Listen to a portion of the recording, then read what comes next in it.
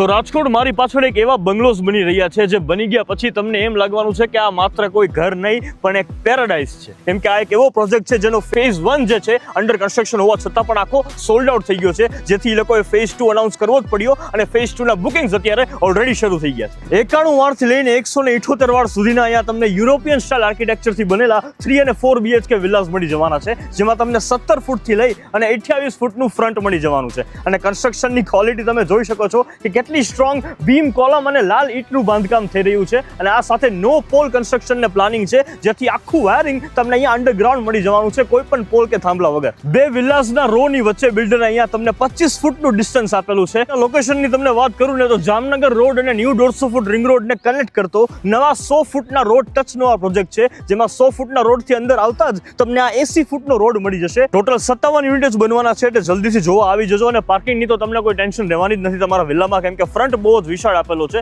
આ સાથે જો તમને હવે હું એમ્યુનિટીઝની વાત કરું તો અહીંયા તમને garden area, childrens play area અને 2 ફ્લોરમાં ક્લબ હાઉસ પણ મળી જવાનું છે। સાથે આ સોસાયટીમાં રહેવા આવેલા કોઈ પણ લોકોને ગ્રોસરીઝ અને હાઉસહોલ્ડ નીડ્સની તો ચિંતા કરવી જ નહીં પડે, કેમ કે સોસાયટીમાં 15 યુનિટ્સ તમને શોપના પણ મળી જવાના છે। અને હા, આવી જ પ્રોપર્ટીઝ જોવા માટે રિવ્યુ પ્રોપર્ટીને ફોલો કરી દો, આ સાઇટના બુકિંગ અને સાઇટ વિઝિટ માટે આપેલા નંબર ઉપર કોલ કરી દો। બાકી આપણે તો મળતા રહીશું રાજકોટ।